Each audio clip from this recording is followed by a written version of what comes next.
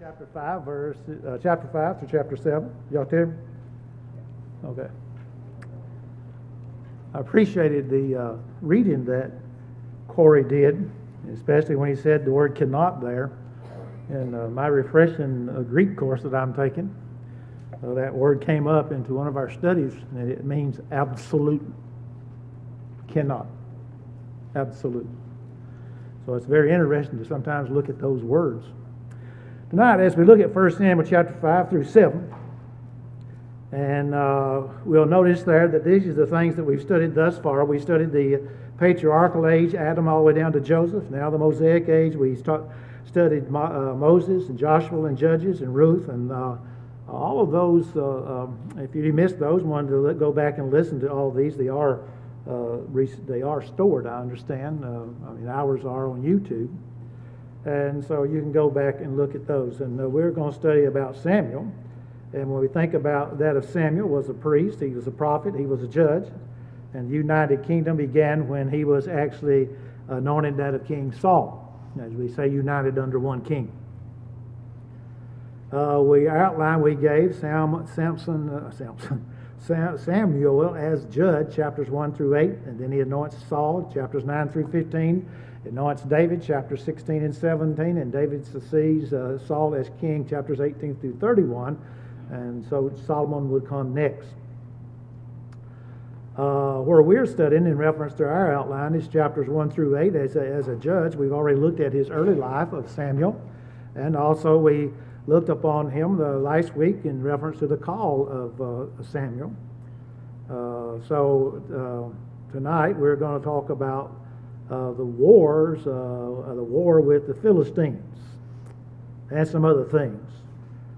We have to make sure that we stay within the context of that of 1 Samuel. That is, when we look at things, that we read the context and try to understand the context of Samuel, but also of the other books of the Old Testament, and also what the New Testament teaches us.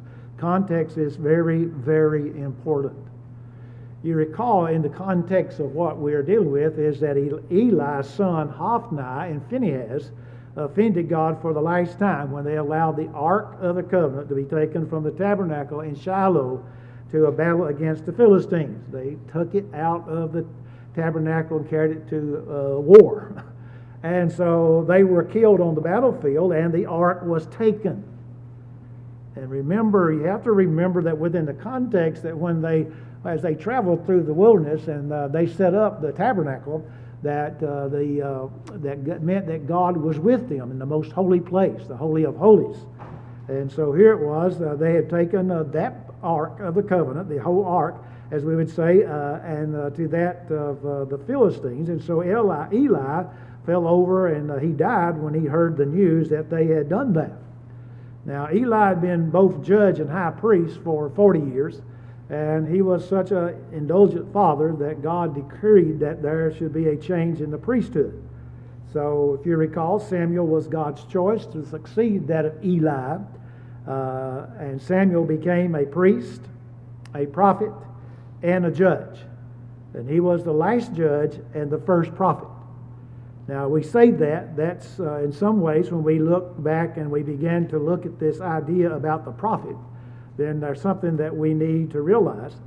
Our slide shows, he says the word prophet occurs occasionally before the time of Samuel, but Samuel appears to be the first of the regular order of prophets. Now, the word prophet and prophetess are used 17 times in Genesis to Ruth. Okay, so then that's when Samuel picks up. The word prophet is used 15 times, and prophetess is used 2 times. And the first place that the prophet is used is in Genesis chapter 20 and verse 7, and Exodus chapter 7 and verse 1, Aaron was the first one who is named a prophet. Okay, remember that. And Miriam is the first one to be called a prophetess.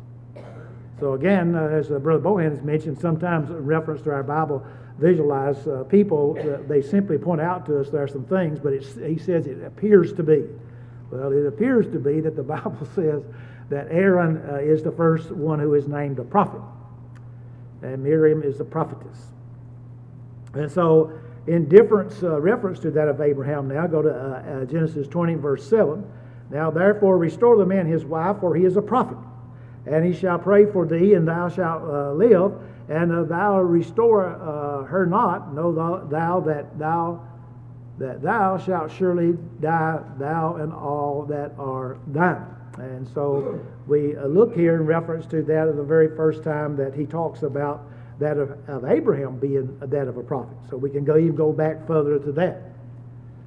We find also as a reference to that of Aaron, and the Lord said unto Moses, See, I have made thee a god to Pharaoh, and Aaron thy brother shall be the prophet.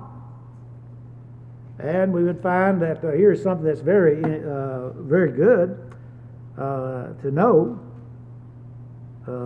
Most people sometimes ask the question in reference to schools of preaching. Samuel founded the schools of the prophets at Ramah, and also Bethel, Jericho, and Gilgal. Now there is a void of biblical references to that of a divine prescription for the establishment of the schools of the prophets. But the schools of the prophets apparently did not come into being as a result of divine mandate, but rather the schools of prophets were a divinely permitted expedient, as we would say, means of accomplishing that of God's ordained duty of instilling the divine law into that of the people of God. You go back to Deuteronomy chapter 4, verses 1 and verse 9, and then we'll look at 1 Samuel chapter 12 and verse 23 later, and you'll find that it is evident from that of the lack of divine censure at the time when God expressed displeasure about other matters in 1 Samuel 8 and verse 7. And so that the establishment of these schools of prophets, as we would call today, that did not violate any divine law. Similarly, today, schools of preaching, though not stipulated in the Scriptures, are the expedient means of satisfying the responsibility to teach others who can teach others, 2 Timothy 2 and verse 2. So they had, as we would call it, that of the son of the prophet, schools of the prophets, and the schools of the prophets grew up out of a pressing need. They grew up in that part of Israel that later apostatized under Jeroboam. And so they grew up where departures were predominant. And so they grew up when the nation of Israel was a very low ebb spiritually, politically, and economically. They were just simply there. And so there were schools, as we said, in Gibeon, Ramah, and Bethel, Jericho, and Gilgal. And so it's very interesting sometimes to go back and study those. The late brother Rex Turner Sr., when we would take the prophets at the graduate school, he would spend a number of classes talking about the schools of prophets and how important they are. And when the history is written in reference to the church during that of the 60s and the 70s and up to now, there'll be a lot be mentioned in reference to schools of preaching, because schools of preaching are helping those people who want to preach the gospel to learn more about preaching and so forth, those who want to teach about teachings, and also elders and deacons in reference to the positions that they hold within the church. And also regular members of the church who want to grow in the faith. So he founded these schools of prophets, and we have schools of preaching today. Now in 1 Samuel chapter 5, if you want to turn over there, the Bible begins there in verse 1, and he says this, he says, And the Philistines took the ark of God and brought it from Ebenezer unto Ashdod. Now, the Philistines conquered Israel, and so Israel, that is Phinehas, and that is the sons of Eli, they took the ark, they brought it into that of the war that they were fighting, and so they took the ark of the covenant, the Philistines did, and they brought it to Ashdod, which was one of the 5 principal cities of the Philistines, and they placed the ark in the house of their god by the name of Dagon. Okay? Now, we could talk a lot about Dagon, but we're just going to show a picture of Dagon. And you can look way back in that picture there, and you can see something back there, but we're going to give you a close-up, okay, of their god. So Gaza was between Ashdod and that of Shiloh. So why did they not stop there? Well, because Samson had destroyed the temple at Gaza. Judges chapter 16, if you recall that. As Brother Bohannon brought out about Samson, what he did there. So we would find that he goes on in verse 2, and he says, when the Philistines took the Ark of the Covenant, they brought it into the house of Dagon and set it by Dagon. Now there they are. They're taken, as you'll notice, they're carried in that of the Ark of the Covenant and into there to set it in the same place with that of Dagon. Now the people of those times attributed victory in battle to their gods being superior to the God of the one they conquered. They just conquered the Israelites. And they took Israelites' Ark of the Covenant in the place, that's the place of God, and they brought their God into, that is the Israelites' God, Jehovah, into that of the temple for that of Dagon, because they believed that Dagon was stronger than that of Jehovah because they won the war.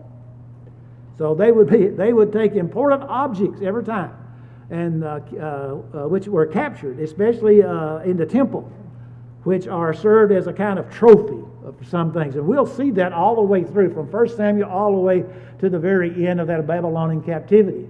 And then when you read between the Testaments, between that of Malachi, Matthew, Mark, Luke, and John, when Jesus, or John the Baptist and Jesus began, you'll find that the same thing took place. And so this was true of those objects which represented the gods of the nations they captured. So here's the Philistines. The ark represented the God of the Israelites, Jehovah, as we will say.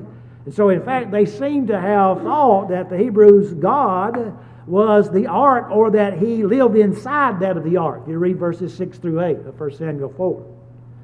And so by placing the ark in that of the temple of Dagon, they were saying that Dagon was more powerful than God. But they very soon learned that that was not the case. They took the ark and set it beside that of Dagon.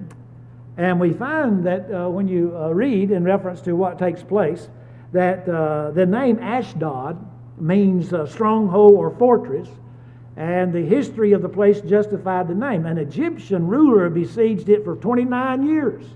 On one occasion, according to Herodotus, and the Jews were finally able to destroy the place when Jonathan finally did it in the times of the Maccabees, 1 Maccabees chapter 10, verse 84. And so again, as I said, if you go in between the Testaments, they were doing the very same thing in reference to fighting these things. Now, here is Dagon, and you'll notice there it says that he's part fish, and that would be the lower part. And so you look like, when you look at him, like he's got scales and so forth. Y'all notice that over there too. It's the same picture.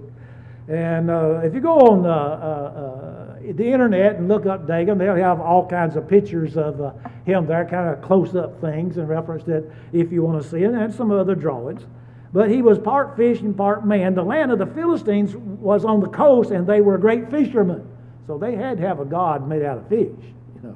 That was the thing for them. And so the Bible goes on to say in verse 3, and when they of Ashdod arose early on the morrow, behold, Dagon was fallen upon his face on the earth before the Ark of the Covenant, and they took Dagon and set him in his place again. Now, you can look at the Dagon there, and you know he's laying on his back, so this is just, again, another picture that it should be the other way around, because he fell upon his face. And so he looks like he just fell on his back. And not only that, but you'll look a little closer there, maybe it's bigger, that you'll see there's another kind of head over there, and that looks like a woman to me. Does that look like a woman to y'all? With the horns? Okay, y'all got it, okay. So to rise up in the morning seems to indicate that something special was going to take place. Because here it was, according to what it says there, they rose up early on the morrow, so possibly there would be a celebration of some kind concerning their victory over the Israelites. But when they went to their temple, they found their God lying on the ground, face down, in front of the ark. And so they set Dagon back up. Now, everybody would have done that if, somebody turns over our chair, we get up in the morning, we set it back up. And so I wonder if anyone at that time, though, thought of the significance of this. Why did this happen? If I was a Dagon or a Philistine, I would say, well, why did this happen, or how did this happen? Nobody's been in here. How did this happen? But they did not. To prostrate oneself before another signifies to worship that one, or at least to recognize his superiority. That's what verse 3 is trying to get across. And we would find also that if we were to read verse 4, the day before they had found their idol, God fallen before the ark, which could have been an accident, but on this day, not only was their God on the ground before the ark, it was now missing its hands and head. And they had been cut off, not broken off, cut off. A deliberate act, not an accident. And the fishy part was left to iron. And so one fellow writes in his book, or his commentary, in the original, it conveys the idea that the head, the emblem of reason, and the human hands, the emblems of intellectual activity, were no real parts of Dagon, but falsely assumed by him and deprived of them, he lay there in his true ugliness, a mere half-eaten fish. Okay? So you would find that these types of things taking place among that of these people. And when they rose early there, he says in verse 4, on the morrow morning, being Dagon was fallen up on his face to the ground before the ark of the Lord, and the head of Dagon and both the palms of his hands were cut off upon the threshold, only the stump of Dagon was left to him. And so it wasn't an accident, and therefore they could realize that it wasn't an accident. So again, here they're thinking about Dagon being stronger than that of the God of that of the Israelites, and yet because they won the war. Here's the evidence. We won the war. Our God is stronger than the Israelites' God, Jehovah. But we would find, going on to read others, again to verse 6, the hand of the Lord was heavy upon them of Ashdod, and he destroyed them and smote them with emerods, even Ashdod and the coast thereof. So in other words, all the way down to the coast, that's because they had this God, part fish and part man, that they were worshiping. Now the Philistines, one of the things that we learned in school, the school of preaching at Memphis, Brother Bohannon and I, and Corey too. Where did Corey go? He's teaching tonight. Oh, there he is. You hide behind your... We had to learn the Philistines had 5 major cities. And is Ashdod, Ashkelon, Ekron, and Gath, and Gaza. And this was known as the Philistine Pentapolis. So 3 of these cities, though, are listed in this text as suffering destruction from the Lord. Go back there, he says Ashdod in reference to that. We've already noticed that Gaza was destroyed, but yet we find that 3 of these cities are destroyed. Why was God destroying them on this occasion? It was because of the way they had treated holy things. Now I want you to think about that. Holy things. And you remember, and I keep bringing this up, that during the times of Ezekiel, again using our auditorium as the temple, they would have the Ark of the Covenant and all of those things that were there. But during those times, over in where our windows are, they would have these places fixed, and they would have covers over them. And then after they got through worshiping Jehovah God, the Jewish people, the Jewish priests, they'd go over and go into their little place, and there they'd worship their personal God. The temple was a holy place.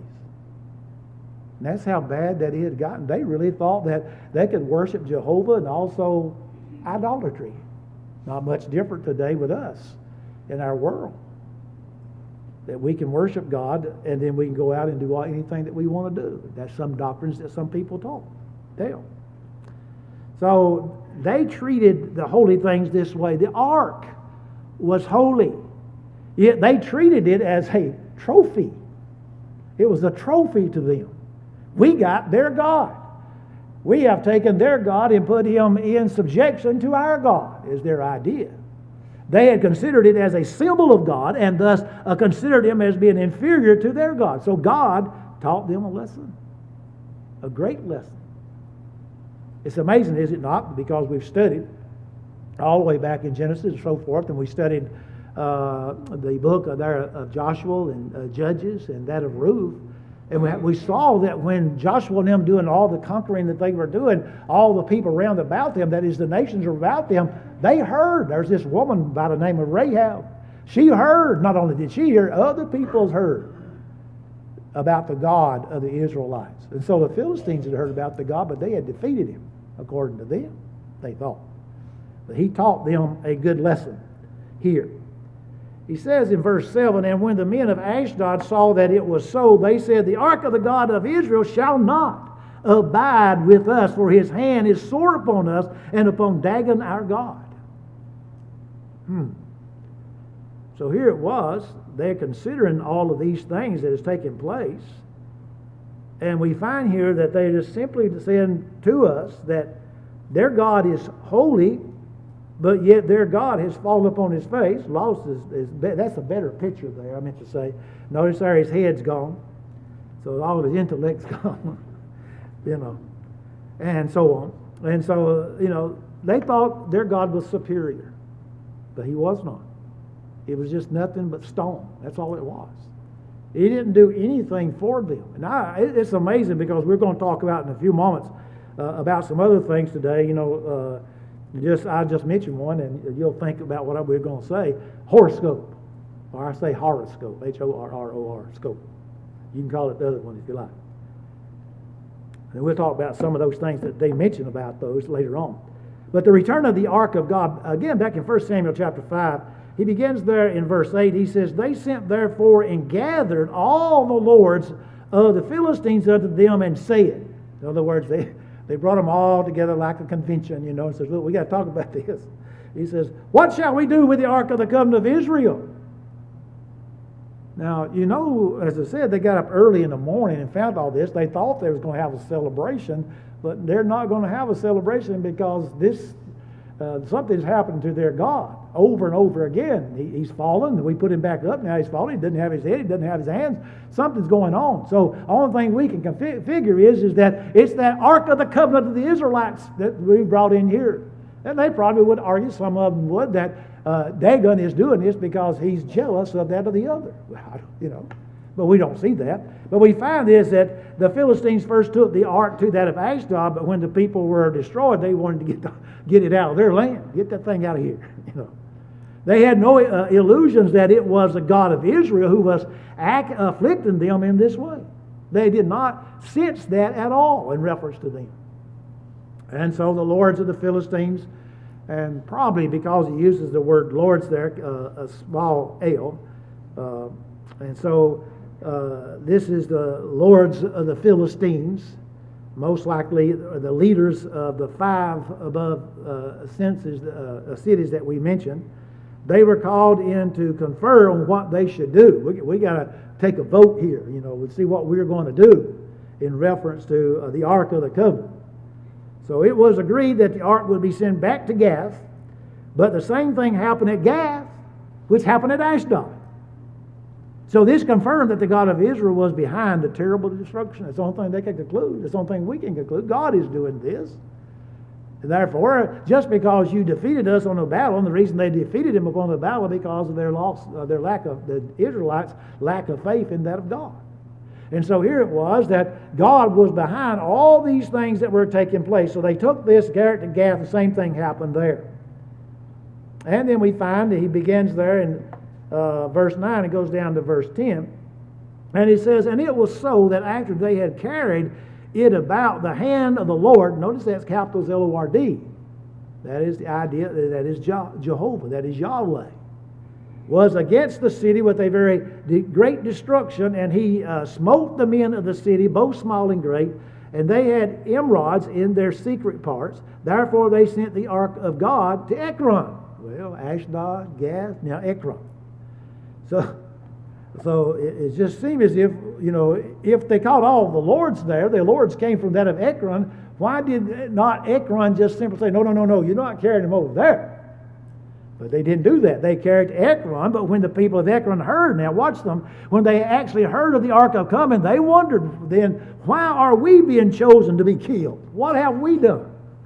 So the word was spreading very rapidly. You don't want the ark of the covenant. You don't want the God, because they thought of it as being a God. You don't want the God of the Israelites to come into your city. You especially don't want him to be put in your temple.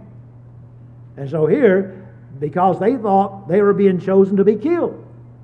I don't know if they were thinking that the other Philistine cities was just trying to get rid of all the leaders in that city, but we would find that that's what they thought. They wanted no part of that Ark of Covenant in their place. Nowhere around them, because they were seeing that it was more powerful than they actually thought. Now, going on in verse 10 there, he says, "And it came to pass, as the Ark of the Covenant came to Ekron, that the Ekronites cried out, saying, They have brought about the Ark of the God of Israel to us, to slay us and our people." Now think about that. Their own heads of the Philistines, their own families, their own friends, maybe even kinfolks, as we would say, are doing this to that of their own people. That's what they were thinking. Why are y'all doing this to us? Well, he goes on in verse 11. He says, "So they sent and gathered together all the lords of the Philistines," that's already been done once, "and said to them, Send away the ark of the God of Israel, and let it go again to its own place, that it slay us not and our people, for there was a deadly destruction throughout all the city. The hand of God was very heavy there, and the men that died not were smitten with the emerods, and the cry of the city went up to heaven." Now, it was time, as we would say as we looked there, they sit and gathered together, all the lords of the Philistines. It was time for another conference. That's what it was. It's all about getting everybody back together. It's time for another conference of that of the lords of the Philistines. We got to get this thing worked out, is what they're saying. So again, the purpose was to get rid of the Ark of the Covenant. So the people petitioned that it might be sent back to its own place. Let's just send it back over there where we got it from at Shiloh. Let's just carry it back over there. Now remember, they killed most of the Israelites in that area. So that is, the ark should be sent back to the people of Israel. Let them have their God back. Now, they were so superstitious about things, and most of those who worship gods, that is idols and so forth, are that way. And so a lot of the things that we see today is just an outgrowth of what happened back then. But you'll notice there in verse 12 that the text says that the cry of the people went up to heaven. Now, the question that comes up in my mind, is it possible that they were crying out to God, Israel's God, to remove the plague from them? Because we notice there the word that is used in reference to that. They were smitten, they were killed, therefore they're asking God. Any questions on chapter 5? Any comments? Yes, ma'am. I wonder why they didn't ask their God to take over. Well, probably because he didn't have a head and hands. If he don't have a head, he's not intellectual. You know? If he don't have no hands, he's not powerful. So that's the only thing I can look at. I mean, you really have to stop and think. They were really disturbed about this. I mean, the Hebrew words, if you were to go back and look at them, these people were really upset with what's taking place. In other words, they actually, what it seems to me is they're saying, didn't you have enough common sense not to bring over here their God? But they didn't have that common sense. That's what they did. But they're worshiping something that has no life. Yes, I know. It's nothing but stone. But they thought, again, it's nothing but stone as they looked about it. Well, like really, when they looked at the Ark of the Covenant, that's all they looked. They saw it was gold, made out of gold. They didn't realize that was a place for God, Jehovah God, the creator of the world. And so when they would look at their God, then they looked at their God of Dagon just like the Israelites looked at the Ark of the Covenant. Would look at the Ark of the Covenant. That's God. That's the presence of God. And so they would look at their statues and things like that today. It's just like you can go out in the Catholicism. They have all kinds of statues and so forth. I have a lot of pictures of those because Linda and I visited Savannah, and we got to take that trip they have down there, and we went around. They stopped and let us go into one of the oldest Catholic churches in the state of Georgia, and they allowed you to take pictures, and so we took pictures of a lot of those things. But we find that people have those types of things. They have their stuff at home and set up. I wouldn't know a family. I went in, and as I went in through the front door, looked over there in the corner, and they had this place all set up. It was around Christmas time. They had this whole place stand up, statues and everything over there in the corner. You know, that's what they're never going to worship there because they thought, quote, it was the birth of Christ. So people do that. Okay, chapter 6. Now, chapter 6, it begins, "In the ark of the Lord," that's Jehovah, was in the country of the Philistines 7 months. So they can do a lot of damage in 7 months, okay? And the Philistines called for the priests and the diviners, there they are, saying, what shall we do to the ark of the Lord? Tell us wherewith we shall send it to his place. Now notice that he says to his place. So they look upon that God as that of we would probably look at and stand for of a masculine, that of a human being, that of a man. These verses, and there's a lot of verses that we're going to look at, really give a preview of what is about to take place. They also give the length of the time in which the ark was among them. He goes on, he says, and the Philistines called for the priests and diviners, saying, what shall we do to the ark of the Lord? Tell us wherewith we shall send it to his place. Now, since the ark had come, there was nothing there would come among them. All they had was misery, suffering, and death. That's really true. They called for the priests and diviners to find out what kind of course of action should we take. You know.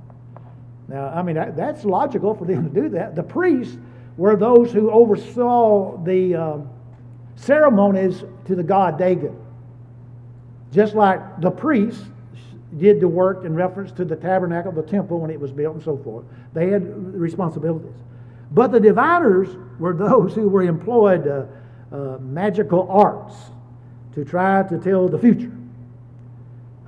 Divination and magic, just think for a moment because he uses those terms. They're an attempt to contact supernatural powers to determine answers to questions that are hidden to humans and usually involving the future.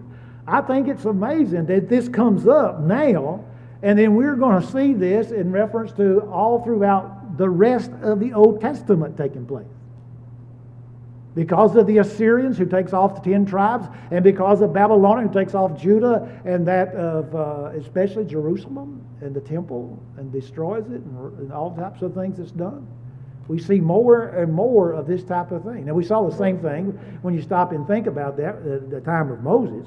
But this practice was widely known in that of the ancient Middle East, especially among that of the Babylonians who developed it, highly respected a discipline. The ancient Babylonians and the Syrians employed several methods. The Babylonians commonly used hepatopsky. I think I said it. Hepa means your liver, and that's the idea of divination by the liver. And the liver of a sacrifice or sacrificial animal, by virtue of being considered the seat of life, could be observed carefully by specifically training priests to determine the future activities of the gods. Now, there were other methods, included augury, that is foretelling the future by natural signs, especially the flight of the birds. That's just for the birds. Then you have hydromancy, which is divination by mixing liquids. You know, when I thought about that, and as I was going back over it made me talk about the song that was sung, Love Portion Number 9. Some of y'all are not old enough. Brooks here, she's not old enough. But if you go back and listen to that song, Love Portion Number 9, she come and mixed a bunch of stuff together and gave it to him, and he kissed somebody. A cop, I think he had kissed a cop. A policeman. But this is what they did in reference to that. They had all these methods, and so they had that. Not only that, but they had the casting of lots in the book of Jonah, astrology in 2 Kings chapter 21, and necromancy. Is that the way you say that? Necromancy? In 1 Samuel 28, observing the Urim and the Thummim, and by consulting, you won't get this. You know, over in Ezekiel 21:21, they consulted the liver. Okay? So you can see that they did all types of things, these people that worship gods. And I'm telling you now, not much has changed in our world. You know, the people are doing all types of stuff. And especially when you hear from these missionaries, those of you who are on Facebook and you have missionary friends over in all different countries, they'll sometimes talk about some of the things that they do. But they said, send the ark back on a new cart. This is what they said in those verses we didn't read. And put an offering on the cart. Put 5 golden emerods, 5 golden mice, jewels of gold in a coffer. Have 2 milk cows pull the cart. Keep their calves away from them at home. Now that's what they were supposed to do. So they're going to return the ark of God. So it begins there in verse 9, and see if it goeth up by the way to his own coast to Beth Shemesh, then he have done us this great evil. But if not, then we shall know that it is not his hand that smote us, it was a chance that happened to us. So the instructions were then given for the transportation. First, you take the ark. He says they were to take a new cart. The cart was to be the yoke with 2 milk cows with calves. And these cows were to be ones which had been yoked together, never involved in common labor. The calves were to be taken back to their homes, and so the ark was to be placed on the cart with a box containing trespass offerings beside it. Secondly, these cows were then to be let loose to go wherever they chose. This was a good test when one considers the elements of it. The 2 cows, which had never been yoked, would rebel at the yoke. Further, if you did get them yoked, they would normally not work together without extensive training. So they would tend to pull in different directions. And so third, under normal conditions, they would have attempted to go back to the calves. If the cows reacted as they normally would, then the Philistines would know that the plague just happened to them. But if the cows broke all of the normal traits and went to that of the Israelites, then they would know that the plague came from God, that is the Israelites' God. So what happens?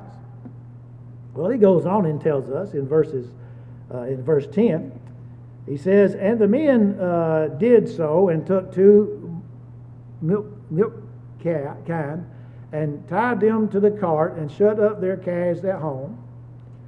And they laid the ark of the covenant upon the cart and the coffer with the mass of gold and the images of their emerods.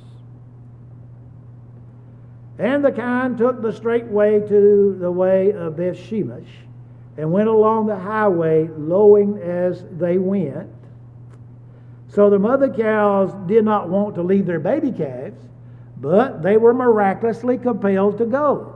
Cows are domestic animals, and they do not tend to stray far except for food and water, and especially when they have calves. If you ever had a cow that had a calf, you didn't mess around too much with around the calf. Okay, he says the calf were most likely calling for the mothers to return also. And so he goes on in verse 12, and he says, and the kine took the straight way to the way of Beth Shemesh, and went along the highway, lowing as they went, and turned not aside to the right or to the left. And the lords of the Philistines went after them under the border of Beth Shemesh. And they of Beth Shemesh were reaping their wheat harvest in the valley, and they lifted up their eyes and saw the ark, and rejoiced to see it. And the cart came unto the field of Joshua, a Beth Shemite, and stood there where there was a great stone. And they clave the wood of the cart, and offered the kine a burnt offering unto the Lord, as you see there. And the Levites took down the ark of the Lord, and the coffer that was with it, wherein the jewels of gold were, and put them on the great stone. And the men of Beth-shemesh offered burnt offerings and sacrificial sacrifices the same day unto the Lord. Now, in the verses 10 and 12 that we looked at, we would find that the Philistines did as their priests and diviners had instructed them. And so when the cows were released, they headed straight for Beth-shemesh. But as they traveled, they lowed, that is, they had this sound uttered by cattle, moo, as we would say, for their calves. And this showed that they were being moved to their goal by that of God instead of returning to their calves. And it's interesting that the lords of the Philistines followed to observe all that's going to happen. That did happen. And from this it seems that the destruction of their land must have indeed been very terrible for them to take such an active part in this affair. When you look at verses 13 down to verse 16 that we read, the time of this event was during that of the reaping time of the wheat harvest, and that's usually this time of the year and also the month of June on our calendar. And so the people of Beth-shemesh immediately stopped harvested, and rejoiced at the return of the ark. Now, sacrifices were made by using the cows, which had pulled the ark and the wood of the cart for the fire. Now, everything connected with the false method of transporting the Ark of the Covenant was destroyed. That wasn't the way that the Israelite people took the Ark of the Covenant when they traveled. The Levites were also mentioned here as taking the Ark down, which should not surprise anyone since the Beth Shemesh had been set aside as the city of the Levites, Joshua 21 and verse 16. So when the lords of the Philistines saw all that this was done, they returned to their own cities. Now, it was now being confirmed to them that God, that is the God of Israel, was behind all of their other troubles. They realized that because of what they had done, the power of the God of the Israelites brought about all of the misery and all that they went through, the difficulty. And in verse 10, I think it is, verse 16. Is that right? Verse 16. And when the 5 lords of the Philistines had seen it, they returned to Ekron the same day. So we would find that all of this was taking place. And so as it was taking place, then they would come to realize that Jehovah God was the one that was involved. Any questions on chapter 6? No questions because we got 4 minutes. 1 Samuel chapter 7. Anybody got anything to say? I was just kidding. Really, I wonder how they knew they made a trespass offering. Well, the Levites would be doing all that. What I'm saying is the priest of Dagon. Yeah. Either they saw it by observation or they were Jews become Dagonites. Yeah, well, they could be. I don't know. Look at chapter 7, verse 1. He says, And the men of the Kirjath Jearim came and fetched up the ark of the Lord and brought it into the house of Abinadab in the hill and sanctified Eleazar his son to keep the ark of the covenant. So the men of Kirjath Jearim willingly took the ark of the request of the people of Bathsheba. They took it to the house of this man named Abinadab. So he was in charge, put in charge of caring for it. Now, though it's not stated here, but this man must have been a Levite, because only the priests and Levites could care for the ark according to the law of God. And so one sees this disaster which occurred to the Philistines, following by that occurred to the Israelites at Bethshemesh. It is therefore inconceivable that God would have tolerated improper care of the ark by his own people. And so at the same time, this is not the change of the priesthood, which God had earlier promised. You notice that the text says that Eleazar kept the ark, not that he officiated the ark. So it's possible during this time that no worship service were being held by that of Israel. Think about that now. He says that this is a short summary. As you look at what he's saying here, it is a short summary of a passage which states that the ark stayed at Kirjath Jearim for that of 40 years. If you look at verse 2, it came to pass while the ark abode in Kirjath Jearim that the time was long, for it was 20 years, and all the house of Israel lamented after that of the Lord. It is interesting, though, when you stop and you think about this, what to do with the Ark of the Covenant. Now, there's some other things we could have said about those passages, but the tabernacle at Shiloh had been profaned, so the Israelites took the ark to the Kirjath Jearim, where it stayed in the house of Abinadab, and Samuel sanctified Abinadab's son Eleazar to keep the ark of the Lord. Now Samuel called upon all Israel to repent and to turn from worship and false gods, and Israel did repent and serve the Lord only. And Samuel had all of Israel together at Mizpah, and Samuel prayed for them, and the people fasted and confessed their sins. Now think about all that went on there. When the Philistines heard that Israel was gathered at Mizpah, then they went up against them for a battle, and Samuel offered a lamb to God and prayed for him to deliver Israel from the Philistines. In verse 10, and as Samuel was offering up the burnt offering, the Philistines draw near to the battle against Israel, but the Lord thundered with a great thunder on that day with the Philistines and discomfited them, and they were smitten before that of Israel. And the men of Israel out of Mizpah pursued the Philistines and smote them until they came to Beth-kar. Then Samuel took a stone and set it between Mizpah and Shem, and called the name of it Ebenezer, saying, Hereto have the Lord helped us. So the Philistines were subdued, and they came into the coast of Israel, and the land of the Lord was against the Philistines all the days of Samuel. And Samuel judged Israel all the days of his life, and he went from year to year, circuit to Bethel, Gilgal, Mizpah, and judged Israel in all those parts. And it goes on to say, and his return was to Ramah, for there was his house, and there he judged Israel, and there he built an altar unto the Lord. Now Samuel was instrumental in securing a place for Israel, recovering their cities from the Philistines, persuading Israel to turn from idols, providing a place of worship, and it appeared that in the days of Samuel, Israel kept the ordinance of the Passover with more than ordinary devotion. However, jump ahead to 639 to 608 BC. 2 Kings 23. A quote from that of 2 Chronicles 35:18. This is around this time, 608 and so forth.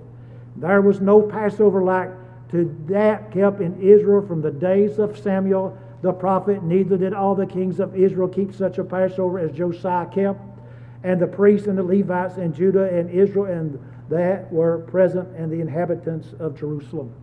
The book of law, the book of God, was found, and Josiah reinstated, reformed everything, and even in reference to that of the Passover. So he continues his reforms according to going back to that of the law of Moses. Like we say, let us go back to the Bible. He went back to the law of Moses and restored all of those things. Any questions or comments? Okay. Well, let me go back one time. Our next lesson will be Israel wants a king. Let's have prayer. Our God and our Father in heaven, we're thankful unto Thee again for the day and for the blessings of it. We're thankful that we can come together during the midweek to have our Bible study. We pray, Father, the things that we learn from the Old Testament will help us to be admonished and exhorted to do those things that are right. We realize, Father, the sins that they committed back then are the same types of sins that people commit today. And Father, that we ask that Thou would forgive us of our sins and our shortcomings. Continue to be with all of those that we've mentioned tonight that are sick, that are in need of our prayers, and we continue to pray for them. We pray, Father, that Thou would dismiss us with Thy love and Thy care. Forgive us in Jesus' name. Amen.